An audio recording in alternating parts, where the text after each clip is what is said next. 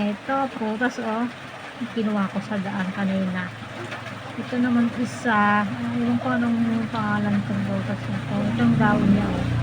Iyan. Hindi ko alam yung prutas to. Matamis tong prutas na to. Matamis yung hinog niya. Ang hinog niya is black ata to yung hinog niya. Pero hindi ko pa natikman pag green. Matamis to eh. Naman ko na. Ito naman matamis na maasim. Sarap. Tikman ko. Sarap.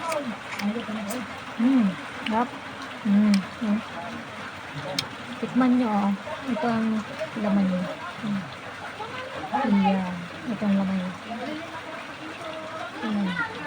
Iyan oh. Oh, diba? Iyan. Ito. Iyan. Iyan ang laman niya. Iyan. Kita nyo? Iyan. Sarap niyan. Thank you for watching. Bye.